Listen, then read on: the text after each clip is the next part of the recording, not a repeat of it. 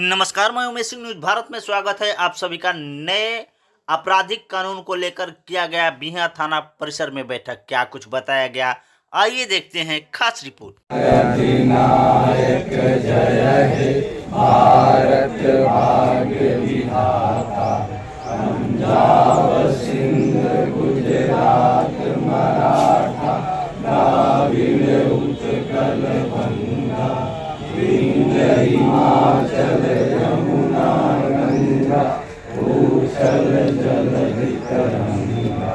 तब स्वनामे जागे, तब शुभ आशीष मांगे, गाए तब जय गाथा। जन गण मंगलदायक जय हे भारत भाग्य विधाता। जय हे जय हे जय हे जय जय जय जय। भारत माता की जय। वंदे मातरम, वंदे मातरम। आज थाना परिसर में 3 नए आपराधिक कानून के संबंध में आज बैठक की गई है। ये बैठक पूरे भारत के सभी थानों में किया गया है। इसमें यह बताया गया है जो पहले आईपीसी थी अब बीएनएस के रूप में जाना जाएगा, पहले सीआरपीसी थी अब बीएनएसएस के रूप में जाना जाएगा, और भारतीय साक्ष्य अधिनियम को भी बीएसए के रूप में जाना जाएगा। इसमें बहुत धाराओं को हटाया गया, जो फालतू धाराएं थी जिसका कोई औचित्य नहीं था उसको हटाया गया और कुछ धाराओं को जोड़ा गया है।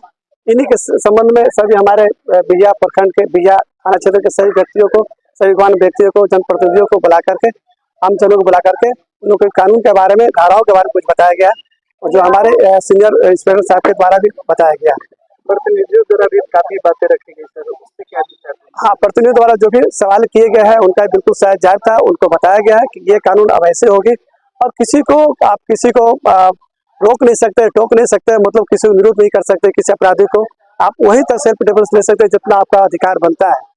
नए कानून को लेकर के बैठक किया गया जनप्रतिनिधियों के साथ, आम लोगों के साथ।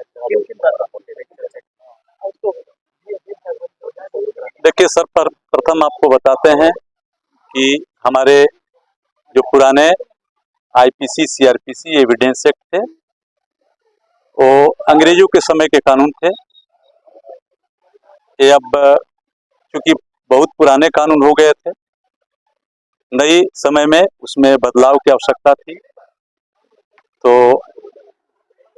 अब उसमें बदलाव करते हुए हमारे लोकसभा के द्वारा, हमारे माननीय राष्ट्रपति के द्वारा ये 25 दिसंबर को इस कानून को पारित किया गया और आज 1 जुलाई से लागू करने के लिए पुराने कानून को, तीनों कानूनों को छोड़कर नए कानूनों को लागू करने का आज से प्रथम दिन है। इसीलिए नए कानून के संबंध में पब्लिक में भी जागरूकता हो, वो भी जाने कि नया क्या है और पुराने में जो बदलाव हुआ है वो क्यों बदलाव किया गया। इसी के संबंध में वार्ता करने के लिए, एक दूसरे के विचार को आदान प्रदान करने के लिए आज की बैठक रखी गई थी। इसमें हम लोग के द्वारा बताई गई जो कानून की विशेषताएं थी, उनके जो मुख्य बिंदु थे और न्याय प्रक्रिया में जो सुधार हुआ है कि त्वरित विचारण की जो प्रक्रिया आई है उसके बारे में ही बताया गया कि कैसे त्वरित हम लोग को विचारण करके अब न्याय दिलाया जा सकता है पुलिस के स्तर से और माननीय न्यायालय के स्तर से। तो ये बातें बताई गई। कुछ लोगों को जहां पर आशंका थी उनके द्वारा सवाल भी पूछा गया, उनका भी जवाब दिया गया, उनको बताया गया। कोई भी सर आपराधिक जो आदमी है अगर थाना लाए जाते हैं तो वीडियोग्राफी की भी बात की गई, उनके लिए क्या क्या कानून?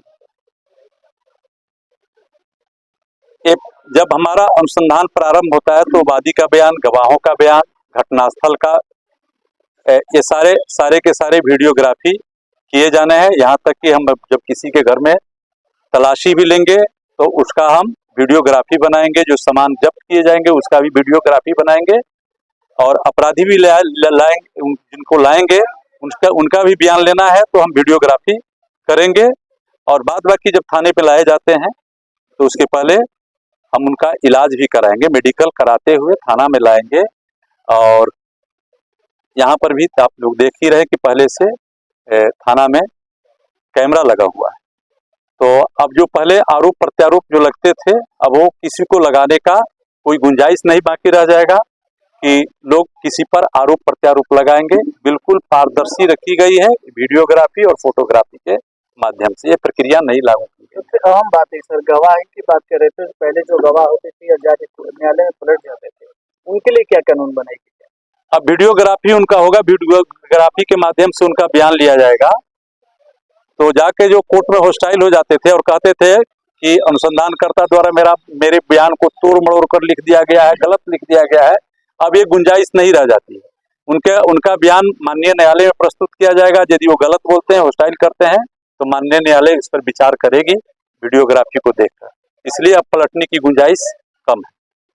नए कानून को लेकर आज बैठक किया गया था, क्या कुछ कानून में बदलाव हुआ, क्या कुछ आप लोगों को बताया गया? मुख्य रूप से जो धारा चेंज हुआ है, जो आईपीसी पहले था अब हो गया भारतीय न्याय संहिता, और उसमें 302 जैसे था मर्डर केस, अब उसमें 103 हो गया। उसी तरह बहुत सारी धाराएं का धारा नंबर चेंज हुआ है। मुख्य रूप से आज जो मीटिंग में पता चला कि नए कानून में जो आजीवन कारावास की सजा होती थी, अपराधी ये समझते थे कि 14 साल बाद हम घर चले जाएंगे, तो ये अब मामला खत्म हो गया। अब आजीवन कारावास का मतलब है उनका मृत्यु जेल के परिसर में ही होगा, पहला बात। दूसरा बात यह है कि मॉब लिंचिंग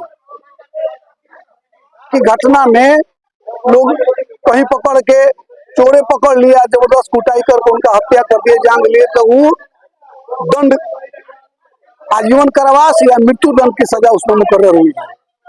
ये अच्छा चीज है, इसलिए कि पब्लिक अपने हाथ में कानून ले लेता है। कितना धाराएं चेंज की गई, क्या कुछ बताया गया कि टोटल 511 धाराएं थी, अभी 358 हो गई।